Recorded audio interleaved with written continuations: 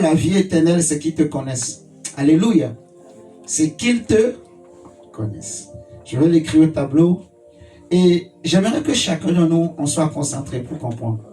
Ce serait vraiment du gâchis si tu ne captes pas. Je t'en supplie. Bats-toi.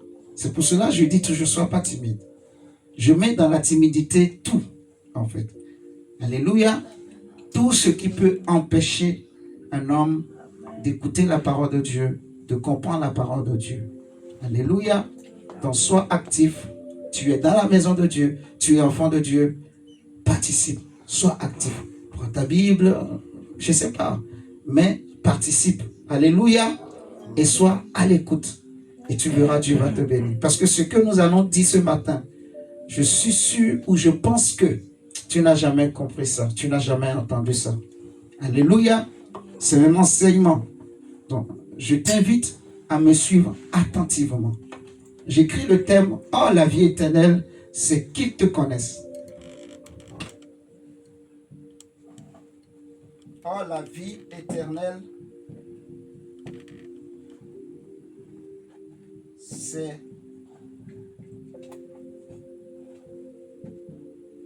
qu'ils te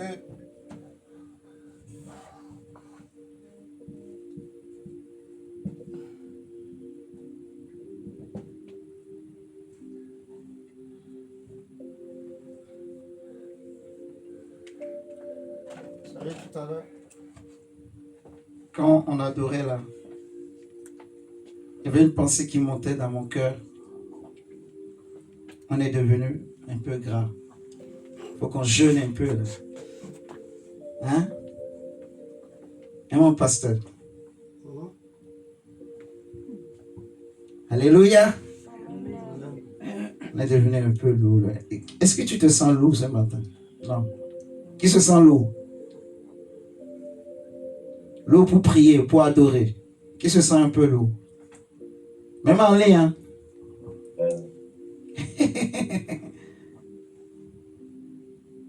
En fait, ça veut dire que la chair a pris un peu le dessus. Donc, pour affaiblir la chair, pour la maintenir sous contrôle, en jeûne. Vous comprenez? Le jeûne sert à cela, en fait. Le jeûne est la prière pour s'humilier devant Dieu, afin que Dieu nous remplisse davantage de son Saint-Esprit. Un chrétien doit avoir une vie de jeûne. Une église doit avoir aussi cette vie de jeûne. Ok? Il y a les jeûnes individuels qu'on peut faire, mais il y a aussi les jeûnes communs. On dit commun, on dit un jeûne. Donc les jeûnes communs qu'on doit faire. Alléluia. Et de temps en temps, quand le Seigneur voit que on devient un peu... il faut qu'on jeûne. Et c'est là que beaucoup de gens, ils récupèrent, ils retrouvent ce qu'ils avaient perdu. Alléluia. Et c'est comme ça que nous allons fonctionner, continuer jusqu'à la venue du Seigneur. Jusqu'à ce que le Seigneur revienne. Ok? Donc, dans les jours à venir, c'est possible que je donne une date. Et puis, peut-être même une semaine, on va prendre un temps. Je vais voir déjà par rapport... Voilà, peut-être les vacances, ça peut être bien si on peut coïncider avec les périodes de vacances ou de congés souvent qu'on prend pour que ce soit plus facile pour tout le monde. Alléluia. Et ce serait bien qu'on prenne une semaine, qu'on jeûne un peu. Dis à quelqu'un, jeûne un peu. Alléluia. C'est très sérieux, hein? C'est très important. Le jeûne et la prière. Ok. Nous allons prendre la Bible. Dans Jean chapitre 17. Jean 17, verset 1 à 3. Jean 17, verset 1 à 3. Il est écrit, après avoir ainsi parlé, Jésus leva les yeux au ciel et dit, Père, l'heure est venue, glorifie ton Fils. Mon pasteur, c'est moi qui n'entends pas bien ou bien c'est le micro qui a coupé là-bas.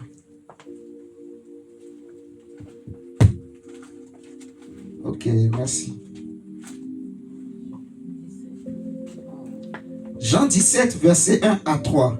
Donc Jésus dit, Père, l'heure est venue, glorifie ton nom afin que ton Fils te glorifie, selon que tu lui as donné pouvoir sur toute chair, afin qu'il accorde la vie éternelle à tous ceux que tu lui as donnés.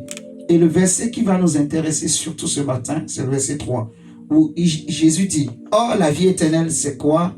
C'est qu'ils te connaissent, toi, le seul vrai Dieu, et celui que tu as envoyé.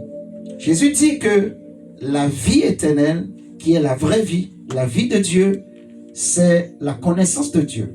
Il va résumer, il va simplifier, en fait, comment on peut avoir la vie de Dieu. Jésus dit que avoir la vie éternelle en toi, avoir la vie en toi, c'est connaître Dieu, connaître le seul et l'unique et le véritable Dieu. C'est avoir la connaissance de Dieu en toi.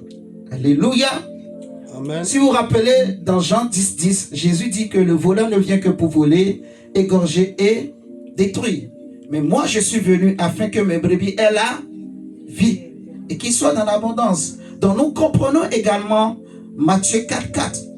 Lorsque Jésus a été conduit dans le désert pour être tenté par le diable, et que le diable est venu pour lui dire que si tu es fils de Dieu, ordonne que ces pierres soient transformées en pain.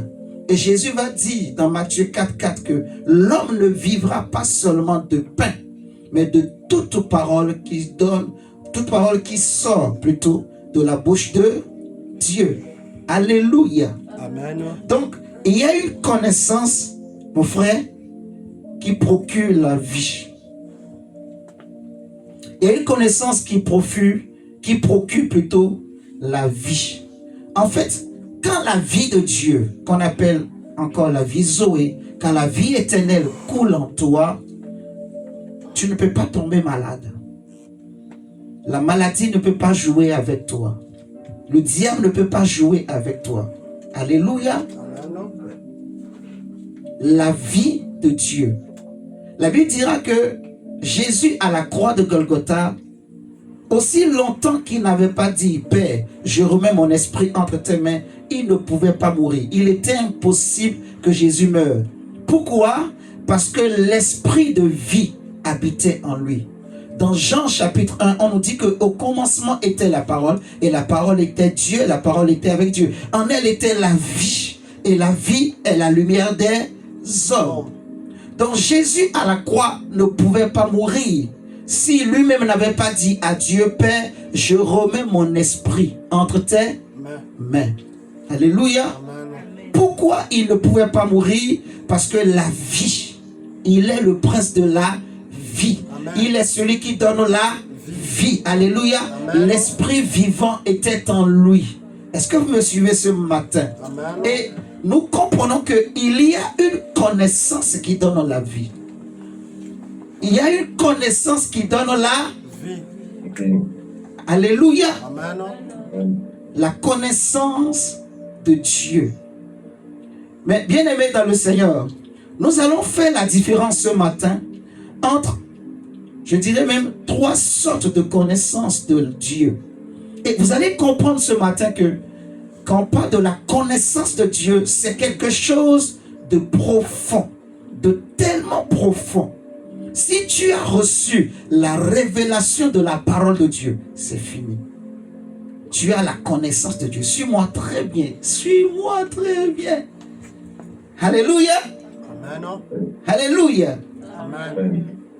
En fait, la Bible nous enseigne une chose. Quand vous regardez avec moi dans 1 Samuel chapitre 3. Prenons 1 Samuel chapitre 3 d'abord, avant que je ne continue. Nous allons voir quelque chose dans 1 Samuel 3, le verset 1 à 7 d'abord. Et ensuite, on va voir la suite. Félicia, tu vas m'aider, comme tu es là. C'est une bénédiction. 1 Samuel chapitre 3, verset 1 à 7. 1 Samuel chapitre 3, des versets 1 à 7. Le jeune Samuel était au service de l'Éternel devant Élie. La parole de l'Éternel était rare en ce temps-là. Les visions n'étaient pas fréquentes.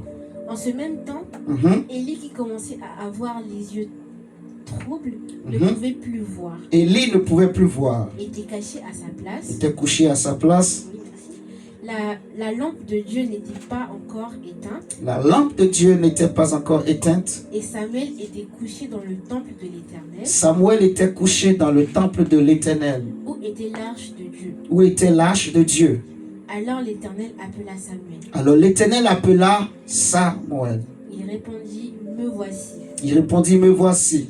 Et il courut vers Élie. Il courut vers Élie. Et il dit, me voici car tu m'as appelé. Me voici car tu m'as appelé. Élie répondit, je n'ai point appelé. Je n'ai point appelé. Retourne te coucher. Retourne te coucher. Et il alla se coucher. L'Éternel appela de nouveau Samuel. Et Samuel se leva, alla vers Élie et dit, me voici car tu m'as appelé. Élie répondit, je n'ai point appelé mon fils. Retourne te coucher. Samuel ne connaissait pas encore l'Éternel. Lis très bien le verset 7. Suivez très bien. Samuel ne connaissait pas quoi?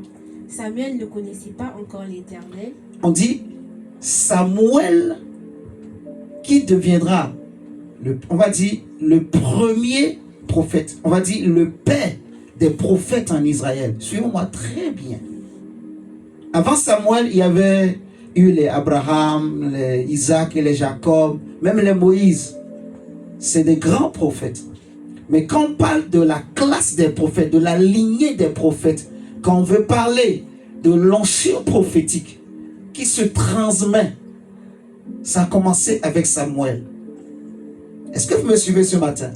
Avant Samuel en Israël, il n'y avait pas encore ce ministère de prophète.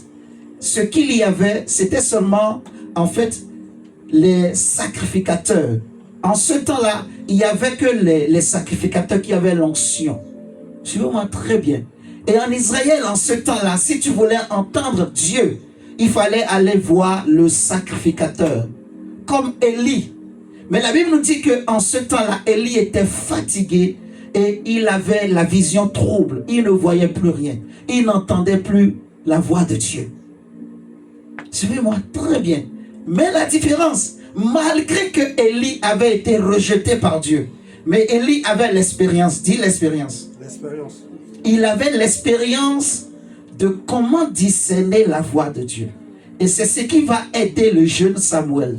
Mais quand même, on nous précise que malgré toutes les années que Samuel a passées dans le service du Dieu vivant, il ne connaissait pas ce Dieu. Waouh! Ça me choque. Tu peux être prophète, prophétesse, apôtre. Tu peux avoir un grand appel, une grande étoile dans ta vie. Suivez-moi très bien.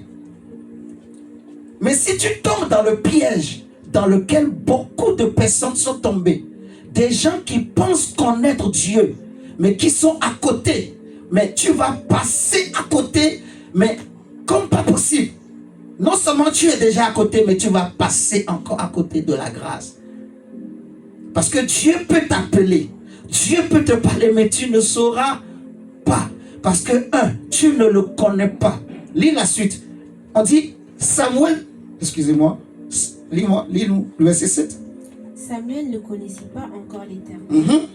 Et la parole de l'Éternel ne lui avait pas encore été révélée. On dit, Samuel ne connaissait pas l'Éternel et la parole de l'Éternel ne lui avait pas encore été révélée. Et c'est ça le problème. Si tu veux connaître Dieu, il faut que Dieu te révèle sa parole. Souvent, quand on parle de la révélation, on s'imagine que donc, il y a plusieurs révélations. Donc, je prends chaque verset et voilà, je vais avoir une compréhension, une interprétation. C'est pas mauvais, ok? Mais ici, on parle de la révélation, donc on parle de l'onction l'esprit de sagesse, de révélation, d'illumination qui vient sur un homme, qui fait que, quelles que soient les conditions et les circonstances dans lesquelles on place cet homme, il entendra la voix de Dieu. Job nous dira par exemple que Dieu parle dans Job 33, versets, je crois 14 et 15, que Dieu parle tantôt d'une manière, tantôt d'une autre. Ok? Il parle par des songes et des visions. Mais le premier moyen par lequel Dieu parle aux hommes, c'est sa parole. Maintenant, la révélation de la parole de Dieu, ce n'est pas les différentes interprétations ou compréhensions qu'on a, non. C'est comment connaître ou la connaissance de la voix de Dieu. Je ne sais pas comment je vais le dire. Bon, on va prendre un exemple. Tu vois là où tu es créé à l'image de Dieu, n'est-ce pas? Tu as ta parole. J'ai ma parole. Ok? J'ai ma signature par rapport à ma parole. Quand je parle, c'est ma voix. Quand tu parles, c'est ta voix. Ta voix porte une signature.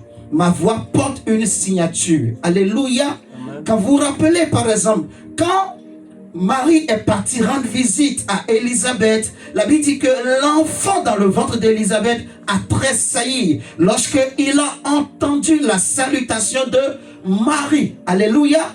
Et nous savons que c'est parce que Jean-Baptiste, qui n'était encore qu'un embryon, a reconnu la voix de son maître.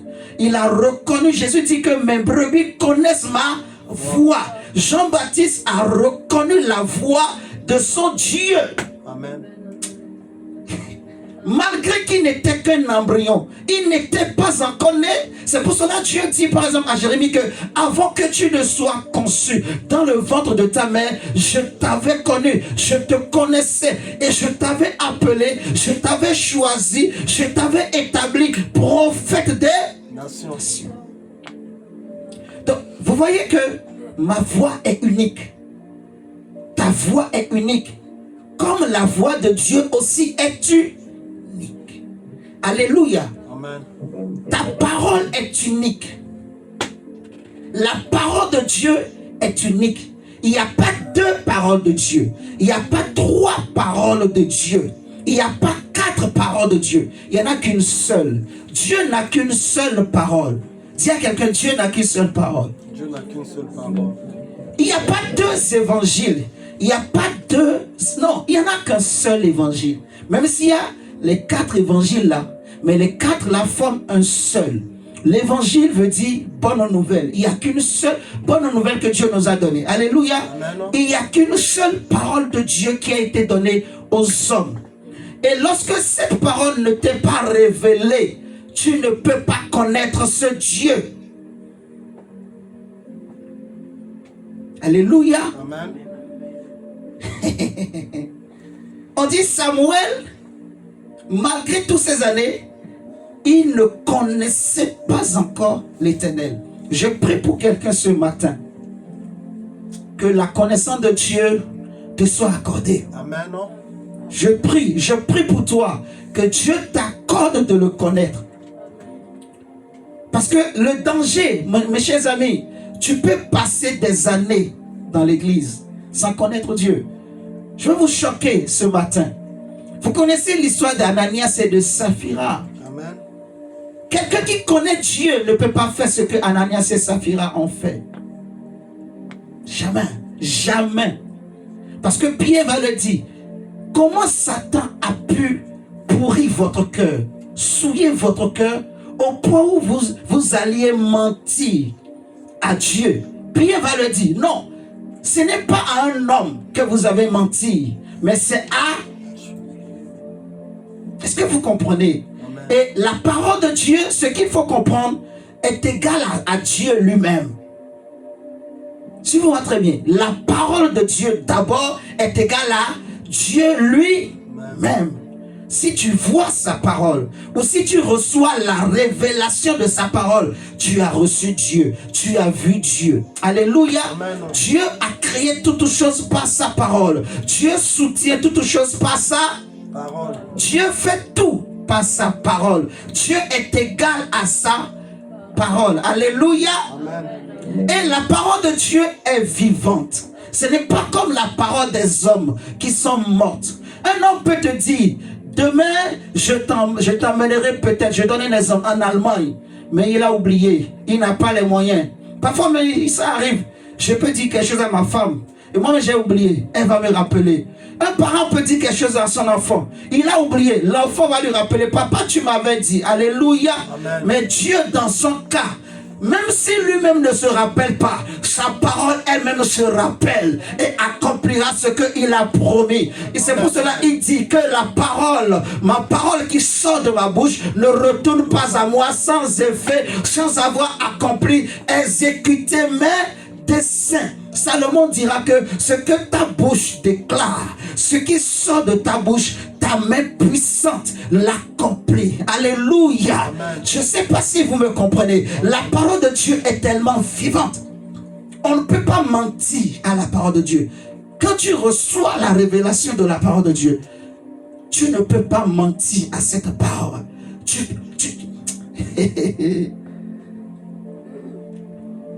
La parole de Dieu, elle se révèle aux hommes sous 3 formes. Il y a ce qu'on appelle le logos, qui est la parole écrite. Prenez avec moi Jean 1.1. Prenez Jean 1.1. Jean chapitre 1, le verset 1. On dit au commencement était la parole. Le mot parole là, c'est le mot grec logos, qui veut dire en fait la parole de Dieu écrite. Notez-le bien. C'est la parole écrite. C'est la parole qui est écrite.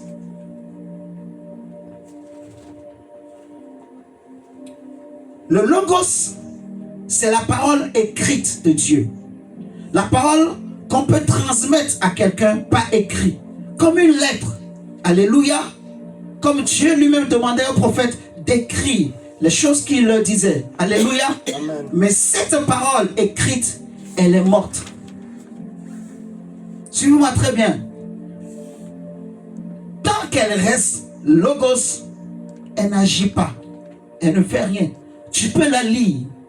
Tu peux la connaître. La réciter même par cœur. Est-ce que vous me suivez? Il n'y aura aucun effet. Et c'est ce qui crée les religions. Tu peux la lire. Tu la bûches. Tu la mémorises. Au commencement était la parole. Tu la récites même. Aucun effet. Il n'y a rien. Rien ne se passera. Parce qu'elle reste le logos. Elle reste à l'état de logos. Alléluia. Est-ce que vous me suivez là ce matin? Et si vous regardez dans 1 Corinthiens, non, dans 2 Corinthiens plutôt. Regardons 2 Corinthiens, chapitre 3, le verset 6. Alicia, s'il te plaît. 2 Corinthiens 3, 6 nous dit quoi? 2 Corinthiens 3, 6, la Bible dit il nous a aussi rendus capables d'être ministres d'une nouvelle alliance, non de la lettre, mais de l'esprit. Car la lettre tue. La lettre fait quoi? Elle tue. La lettre tue.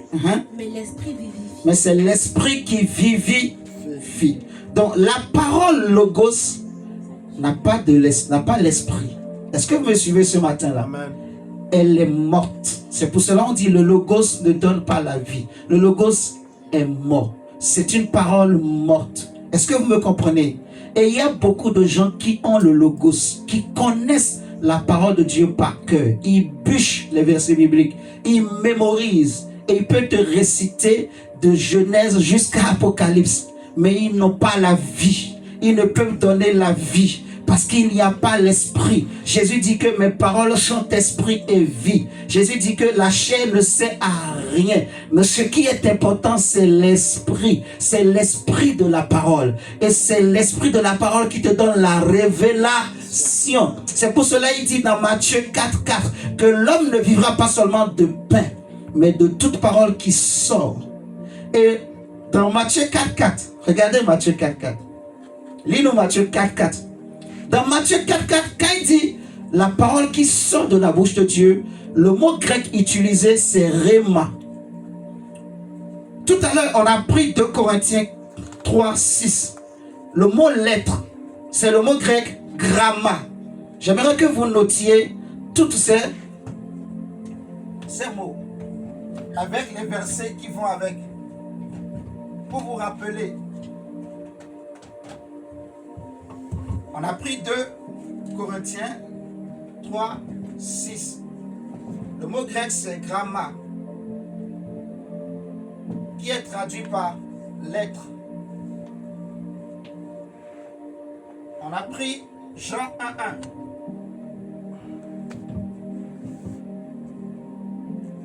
Le mot grec traduit par parole, c'est logos, qui veut dire parole écrite. Parole écrite. Et Matthieu 4:4 qu'on va lire maintenant.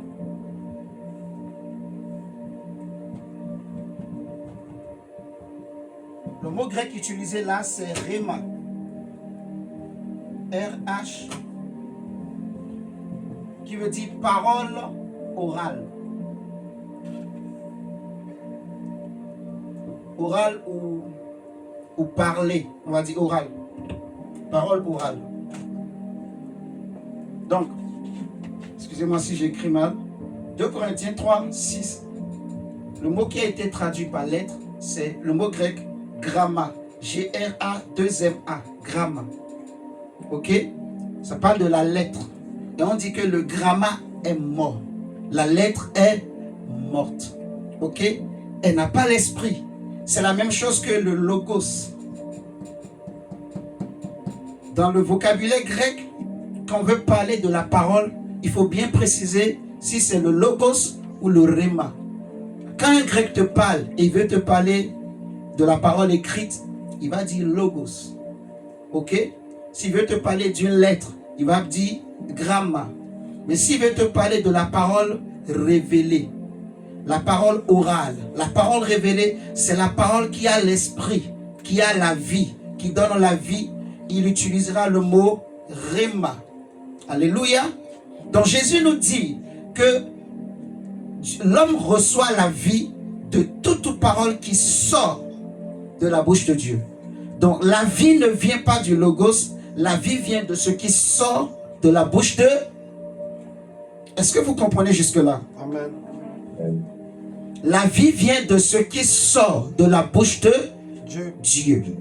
Et ce qui sort de la bouche de Dieu, c'est ça la révélation. Par exemple, quand Jésus posait la question aux disciples pour leur demander « Qui dit-on que je suis ?» Cela fait des années que vous êtes avec moi. J'ai prêché un enseignement cette semaine où le thème, j'avais écrit « À qui irions-nous » J'ai développé beaucoup de choses. Je nous invite à aller écouter. Jésus pose la question aux disciples. « Qui dit-on que je suis ?» Ils ont dit, certains disent que tu es un prophète, tu es un apôtre, tu es un ceci. Et Jésus leur dit, et vous, qui dites-vous que je suis? Qui suis-je pour vous? Et Pierre dira, dans Matthieu 16, que tu es le Christ, tu es le Messie, tu es l'envoyé de Dieu. Et Jésus lui dit quoi? Jésus dit que Simon, tu es heureux, parce que ce n'est ni la chair et le sang qui t'ont dit ce que tu viens de me répondre, mais c'est mon Père qui vient de te parler. Amen.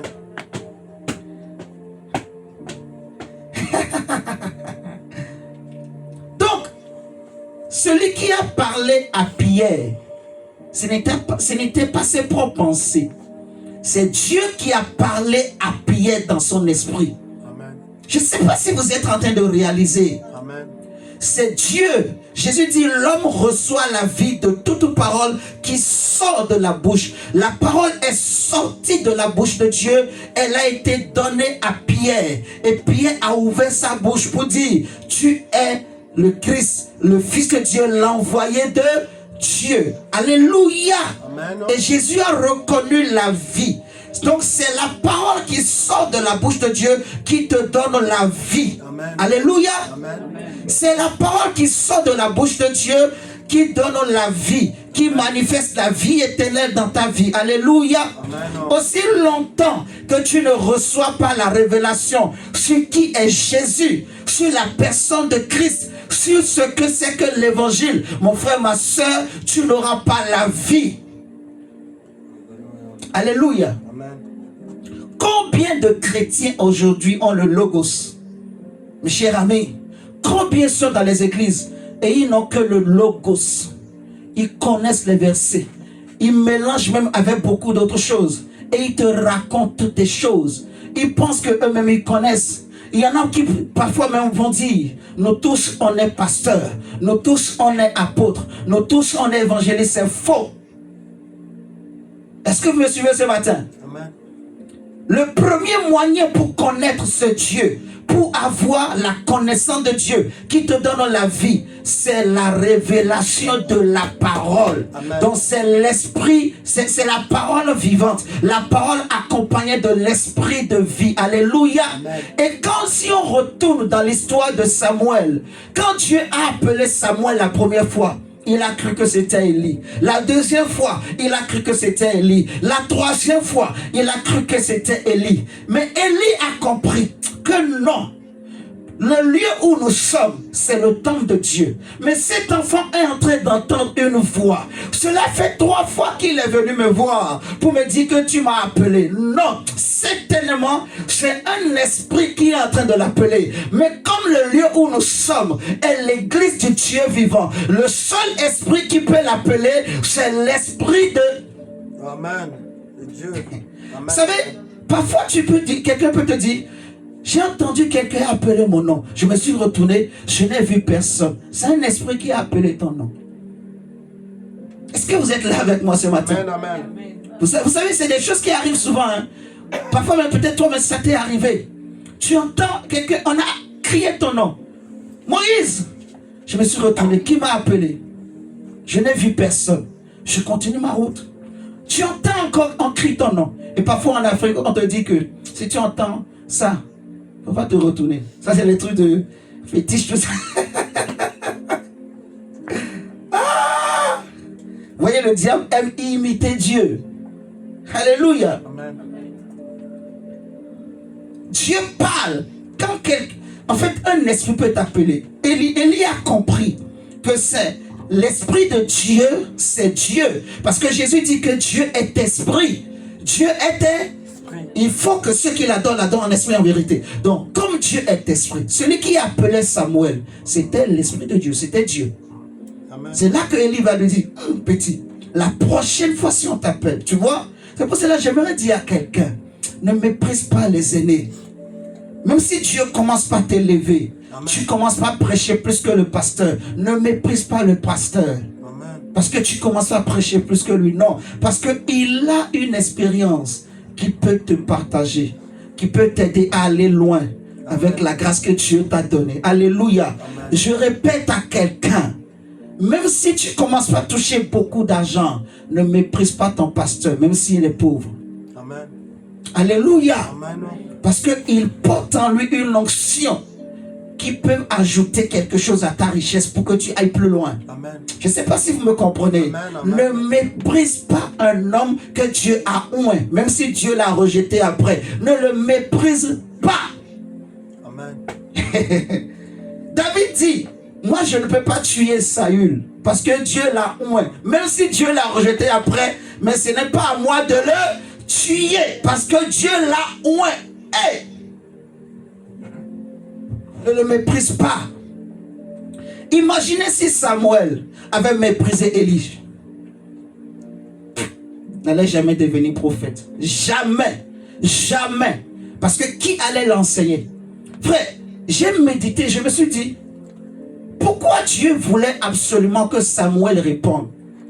Parce que aussi longtemps que Samuel n'a pas dit, parle, ton serviteur écoute, Dieu ne parlait pas. Mais Dieu pouvait parler. N'est-ce pas? Maintenant, pourquoi Dieu attend forcément que Samuel réponde? J'ai médité. J'ai dit, c'est quoi ce phénomène-là? Donc, imaginez que Samuel n'avait pas répondu. Très bien. Très bien. Donc, Dieu ne force pas. Ok? Si tu n'ouvres pas, il ne parlera pas. Alléluia.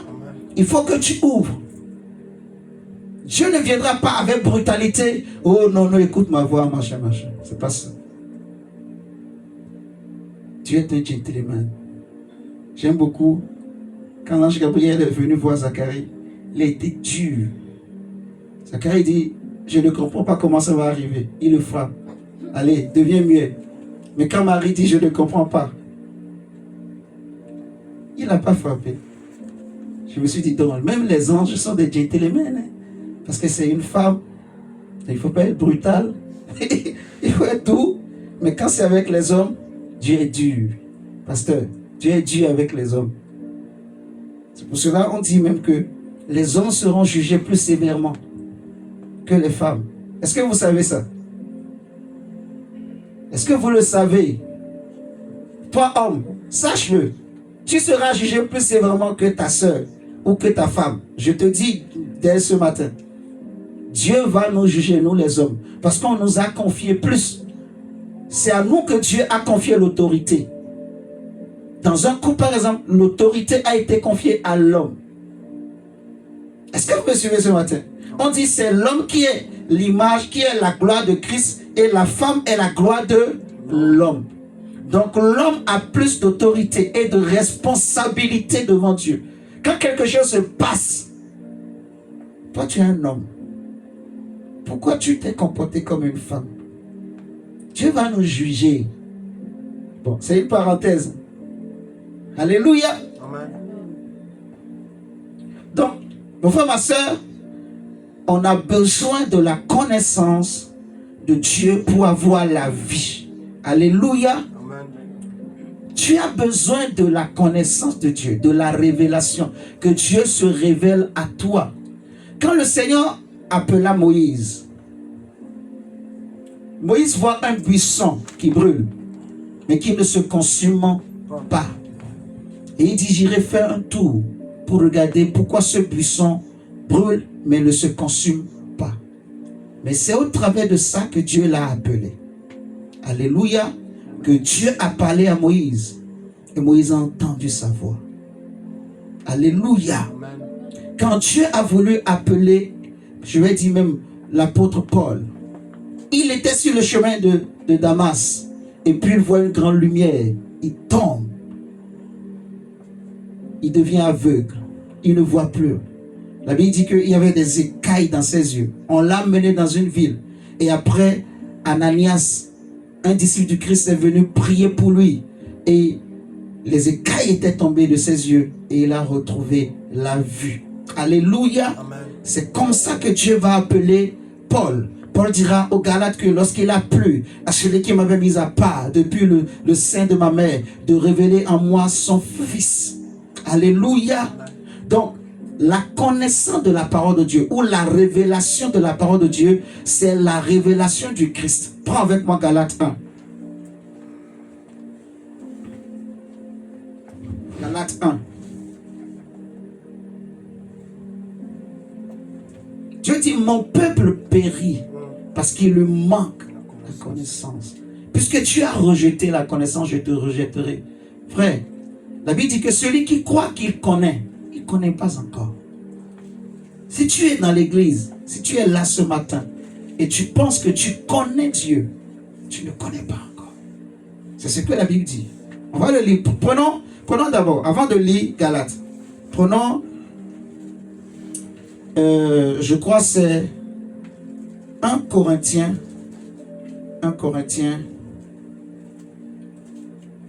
7. Attends, je vérifie. Je crois que c'est ça. Non, 8. 1 Corinthiens 8. 1 Corinthiens 8, verset 1 à 3. Lis-nous s'il te plaît. 1 Corinthiens 8. C'est un texte qu'on a beaucoup utilisé au début, quand on avait commencé cette œuvre. On avait beaucoup travaillé sur ça. En fait, je vais essayer de revenir sur beaucoup de choses qu'on a vues au début pour que la connaissance entre. Lis-nous s'il te plaît. 1 Corinthiens 8, verset 1 à 3. 1 Corinthiens 8, les versets 1 à 3. Pour ce qui concerne les viandes sacrifiées aux idoles, nous savons que nous avons tous la connaissance. Nous avons tous la connaissance. Ok? La connaissance enfle. Mais la connaissance enfle. La connaissance enfle d'orgueil. Frère, je vous dis la vérité. Plus tu as l'argent, plus tu es tenté de tomber dans l'orgueil. Alléluia. Amen. Est-ce que vous me regardez là? Plus tu connais, plus tu es tenté de mépriser les autres. Ouais. Est-ce que vous voulez que je me mette à genoux?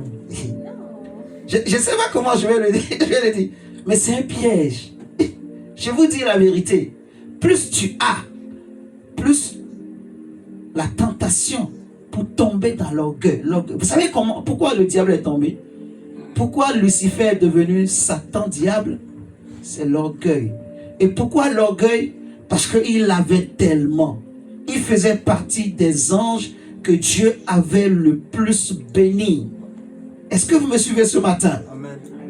Et cette bénédiction-là, cette gloire que Dieu lui avait donnée, ça l'a poussé à tomber dans l'orgueil. C'est pour cela qu'on dit que l'orgueil, c'est le péché de Satan. C'est ce qui a fait tomber le diable. C'est ce qui a fait que Lucifer est devenu Satan, diable, ténèbres. Lui qui était un ange de lumière.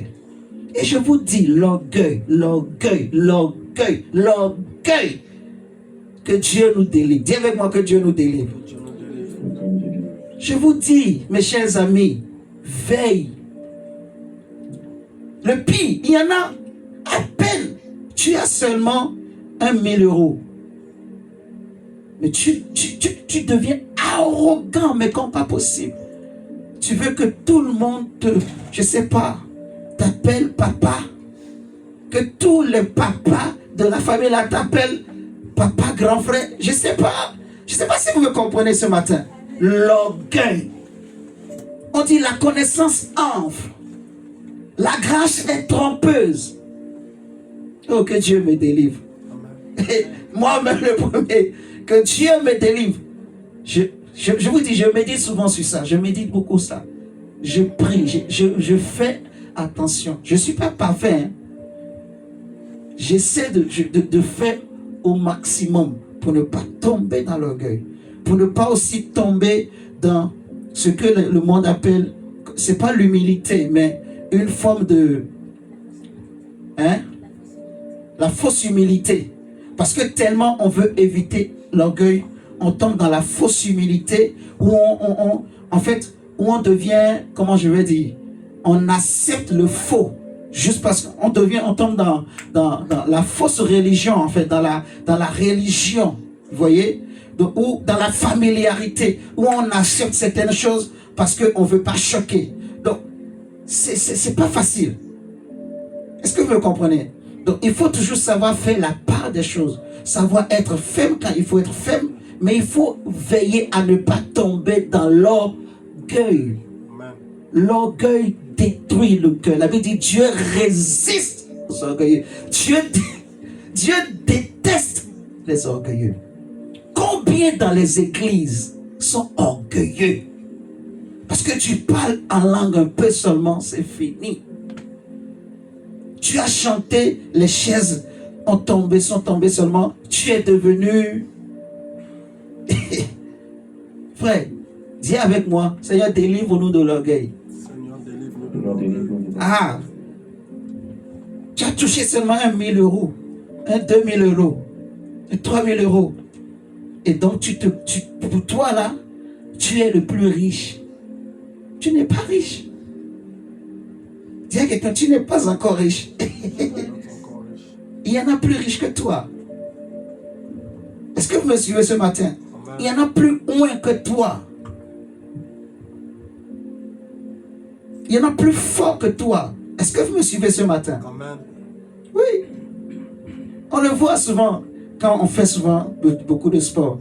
Comme le frère Yomé là, il va nous témoigner. Regardez, quand on fait le sport, on a les muscles. Quand ça gonfle. Moi, je l'ai fait aussi en Afrique. Quand tu marches dans la rue. Souvent, quand tu fais un peu de musculature là.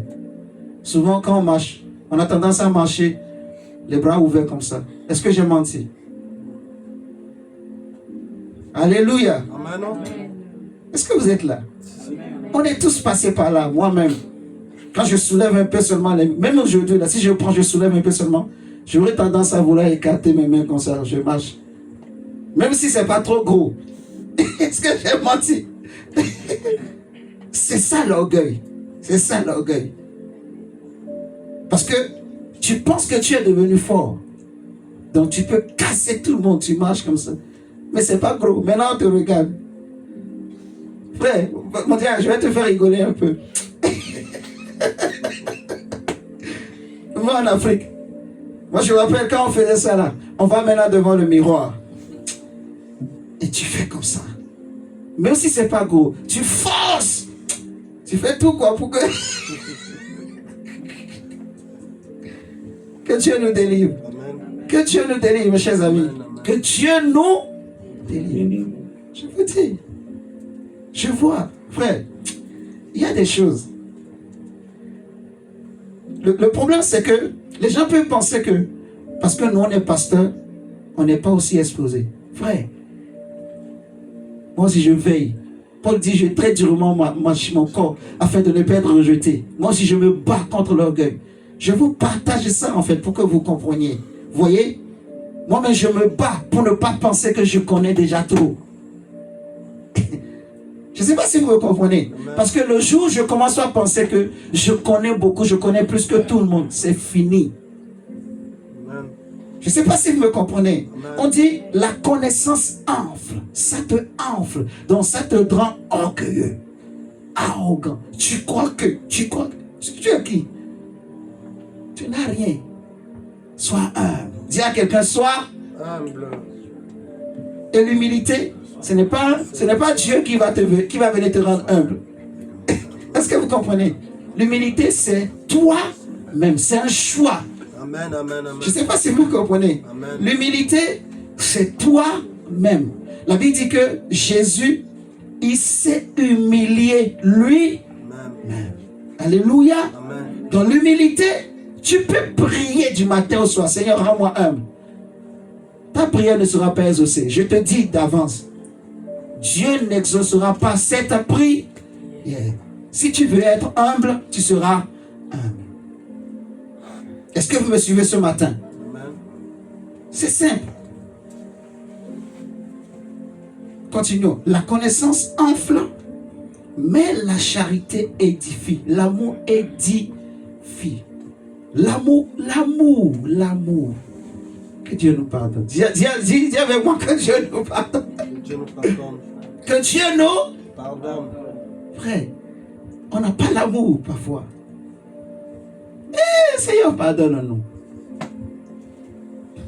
Que Dieu nous pardonne et qu'il nous délivre. Qu'il garde nos cœurs purs. Alléluia. Afin que l'Esprit de Dieu se sente à l'aise. Que l'Esprit de Dieu nous remplisse, se révèle davantage à nous. Frère, on a tellement besoin de connaître ce Dieu. Alléluia. C'est vrai parce que je suis un ministère, j'ai le ministère. Donc, ce don-là, pour connaître Dieu, le Seigneur me l'a donné. Cette connaissance qui fait que aujourd'hui, quand je prends la parole de Dieu, je comprends beaucoup de choses. Parce que j'ai la connaissance. Alléluia. Mais je n'ai pas encore assez. J'ai un peu comme ça. Mais je dois chercher davantage à connaître. En creusant davantage. En cherchant le Seigneur. Même ce matin encore, Dieu est témoin. J'ai pensé comment je peux faire. Et je sais comment je peux faire. En tout cas, je sais comment il faut faire. Pour connaître davantage. Passer du temps. Me retirer. Éviter toutes les distractions de ce monde-là. Me retirer, prendre le temps. Pour chercher, prier, jeûner, méditer. Et le Seigneur va davantage m'amener à le connaître. À connaître sa face. Est-ce que tu connais la face de Dieu? Tu connais ta femme. Tu connais son visage. Tu connais ton mari. Tu connais ses visages. Tu connais tes enfants. Tu connais leur visage. Mais est-ce que tu connais le visage de Christ? Toi, tu dis que tu connais Jésus. Mais est-ce que tu connais sa face? Est-ce que tu connais sa puissance? Frère, il y a tellement de choses à dire. Continuons, s'il te plaît.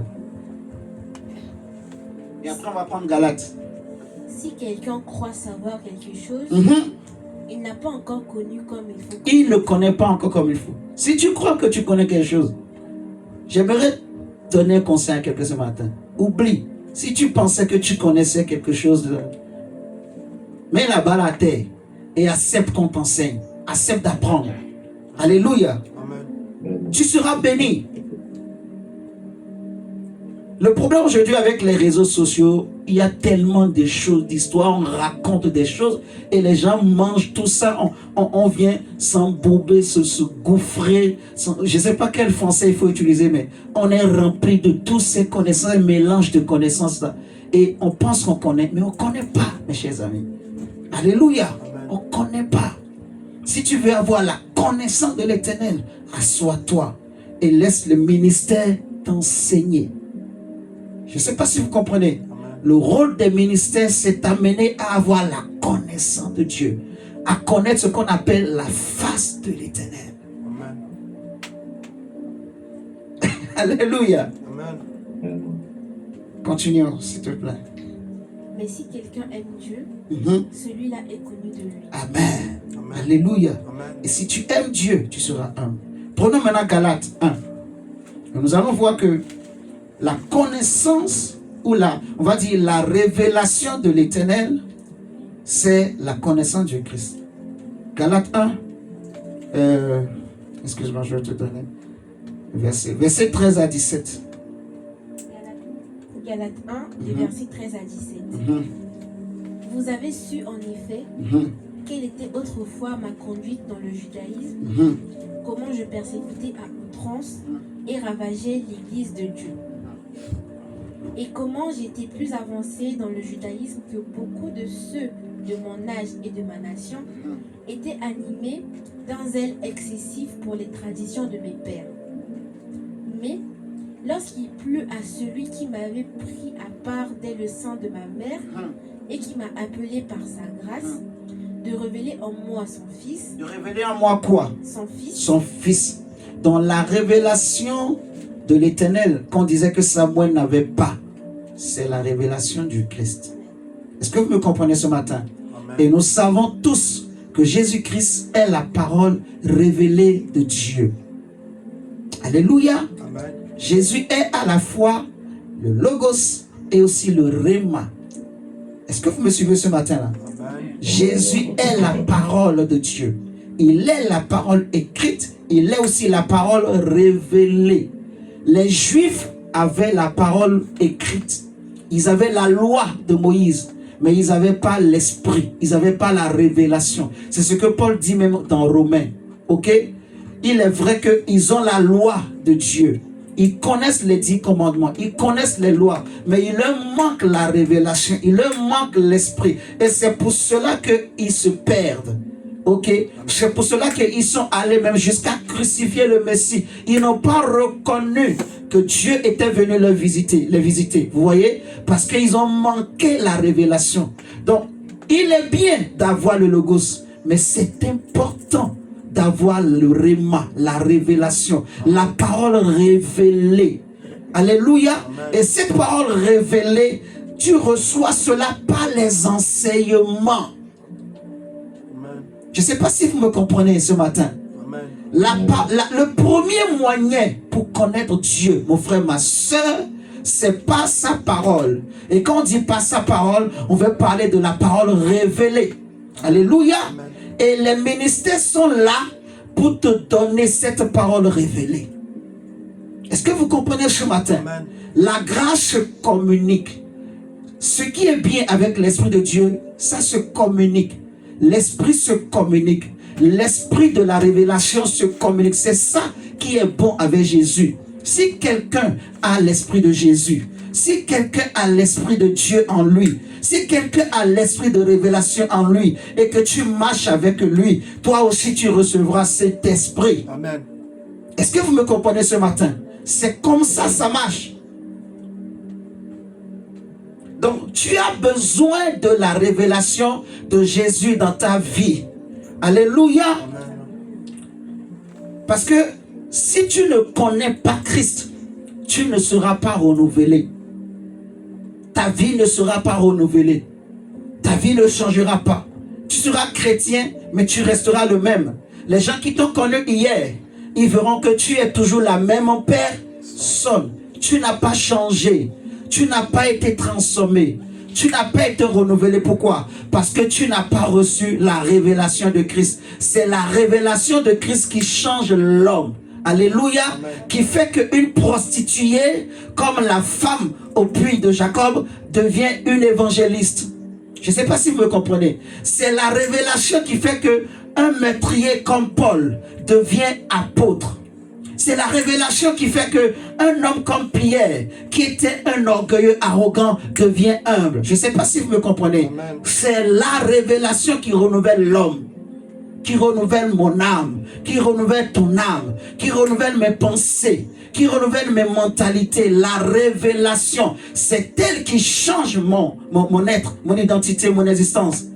Est-ce que vous me comprenez ce matin? Amen. Regardons Romains 12, verset 2. C'est ce que la Bible nous dit en fait. Romains 12, 2. Dans également Colossiens 3, 10, on peut le lire. J'ai besoin de la révélation pour être renouvelé, pour que ma vie change. Que ma vie change. Que ma vie change. Que ma famille change. Que ma situation change. Amen. Et que par-dessus tout, je sois sauvé. Si tu n'es pas renouvelé, tu ne peux pas aller au ciel. La chair et le sang n'héritent pas du royaume des cieux. Est-ce que vous me suivez ce matin-là? Ce n'est pas tous les chrétiens qui seront sauvés. C'est les chrétiens qui ont l'Esprit de Dieu. C'est les chrétiens qui ont reçu la révélation de Christ qui seront enlevés. Est-ce que vous me suivez ce matin? C'est les chrétiens qui sont changés. Ils ont été changés dans leur intérieur. Leur âme a été transformée, renouvelée. Alléluia. Amen. Romains 12, verset 2 nous dit quoi? Romains 12, verset 2. Ne vous conformez pas au siècle présent, mais soyez transformés. Soyez comment? Soyez transformés. Par quoi? Par le renouvellement de l'intelligence. Par le renouvellement de l'intelligence. Soyons transformés. Dis à quelqu'un, soyons. Pas seulement soyez. Dis à quelqu'un, soyons transformés. Soyons transformés. Soyons transformés par quoi? Le renouvellement de l'intelligence. Et qu'est-ce qui nous renouvelle? Lis-nous Colossiens 3, 10. Qu'est-ce qui joue ce renouvellement?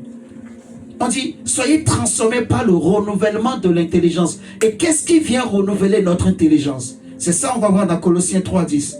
C'est Christ, c'est la connaissance, c'est la parole. Lis-nous Colossiens 3, 10. Colossiens 3, 10. Et ayant revêtu l'homme nouveau, qui se renouvelle dans la connaissance selon l'image de celui qui l'a créé. Donc, l'homme nouveau se renouvelle comment? Dans la connaissance selon l'image de celui qui l'a créé. J'aime beaucoup ça. C'est pour cela que Paul dit que nous tous qui venons comme dans un miroir pour le contempler, pour contempler sa face, contempler, oh Dieu! Ah, il faut que tu connaisses ce que c'est que la face de Dieu.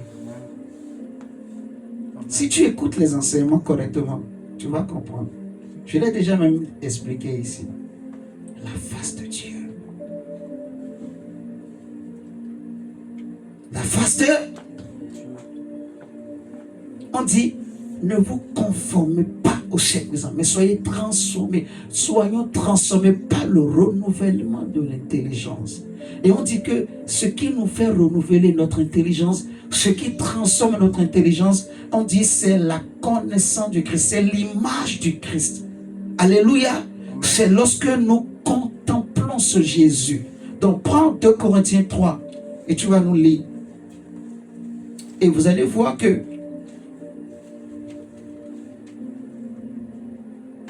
2 Corinthiens 3, 14 à 18, s'il te plaît. 2 Corinthiens 3, les versets 14 à 18. Mais ils sont devenus durs d'entendement. Ils sont devenus durs d'entendement. Car jusqu'à ce jour, le même voile demeure quand ils font la lecture de l'Ancien Testament et ils ne se lèvent pas parce que c'est en Christ qu'il disparaît. C'est en Christ que le voile disparaît. Le voile, les écailles, tout ce qui empêche l'homme de connaître Dieu, c'est en Jésus. Alléluia. J'aimerais dire à quelqu'un, mon frère, ma soeur, la religion n'enlève pas le voile. Je ne sais pas si tu me comprends. Hein? La religion n'enlève pas le voile. Si tu es un chrétien religieux, tu seras voilé. Tu seras aveuglé. Est-ce que vous me suivez ce matin? Ne sois pas un religieux. Sois un vrai disciple. Alléluia. Amen. Soyons de véritables disciples. Vis ta vie chrétienne.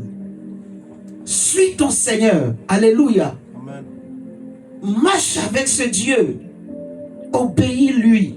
Je ne sais pas si c'est un bon français. Excusez-moi si j'ai mal parlé. Parce qu'aujourd'hui, je ne suis plus sûr vraiment de tout. Je veux être sauvé. Mon frère, ma soeur. Dis à quelqu'un, je veux être sauvé. Et dis-lui encore, je veux connaître Christ. Je veux connaître Christ, qui est la parole révélée de Dieu. Je ne sais pas si vous comprenez. Pendant longtemps, les prophètes ont écrit, ils ont écrit. Tout ce qu'ils ont écrit là, Dieu a parlé. Et ce qu'ils ont écrit là est devenu vie. Amen. Ce que tous les prophètes ont écrit est devenu comment? Vie. Et cette vie s'est faite chair. Et elle est venue habiter au milieu de nous. Alléluia. Quand tu reçois Christ, tu reçois son esprit et tu connais sa face, mon frère, toute la révélation, la plénitude de la divinité, tout est en toi. Tu n'as pas besoin seulement d'avoir la révélation de Genèse ou d'Apocalypse, non. Quand tu reçois la révélation de Christ, c'est fini. Tu connaîtras tout le reste. Je ne sais pas si vous me comprenez ce matin. Amen. Alléluia. Amen. Qu'est-ce que ce texte nous dit? Continuez la lecture. Ils sont devenus durs d'entendement parce que c'est, jusqu'à ce que je le vois, le même voile demeure quand ils font la lecture de l'Ancien Testament. Hein? Et ils ne se lèvent pas parce que c'est en Christ qu'il disparaît. Jusqu'à ce jour, quand on lit Moïse, on voit les jeter sur leur cœur. Mais lorsque les cœurs se convertissent au Seigneur, le voile est ôté. Or, le Seigneur c'est l'Esprit. Et là où est l'Esprit du Seigneur, là où est la liberté. Alléluia. Amen. Continue. Nous tous, le visage découvert, contemplant comme dans un miroir. Est-ce que ton visage est découvert déjà? D'abord. Bien, tu caches encore ton visage. Tu as des masques. Tu te caches derrière des choses. Hein? Tu donnes une image de ce que tu n'es pas. Tu donnes une apparence. Et il y a beaucoup de gens comme ça dans les églises. Beaucoup de chrétiens sont comme ça. Des gens qui sont blessés par la vie, par le monde. Des gens qui ont vécu des choses et qui se sont créés des masques. Je ne sais pas si vous me comprenez. Des cocons. Donc, c'est une forme de protection pour eux. Donc, ils ne veulent pas s'ouvrir à la parole de Dieu. Mais Dieu a besoin, comme la sœur a dit tout à l'heure, Dieu ne force pas. Est-ce que vous comprenez? Ouvre ton cœur. Est-ce que ton visage est découvert? Si tu veux le rencontrer, ce Jésus, viens à lui avec un visage découvert. Est-ce que je parle à quelqu'un ce matin? On a dit, t'aimes. Oh, la vie éternelle, c'est qu'ils te connaissent. Moi, quand tu travailles aujourd'hui, cet après-midi. Ok. Bon. Finis la lecture. On va s'arrêter là. Nous tous qui, le visage découvert, contemplons comme dans un miroir la gloire du Seigneur. Nous sommes transformés en la même image, de gloire en gloire, comme par le Seigneur, l'Esprit. Alléluia. Amen. Alléluia. Amen. J'ai encore des choses à dire, mais je crois que peut-être une autre fois, ok, on en parlera. Avec le peu que j'ai dit ce matin, tu peux déjà apprendre beaucoup de choses.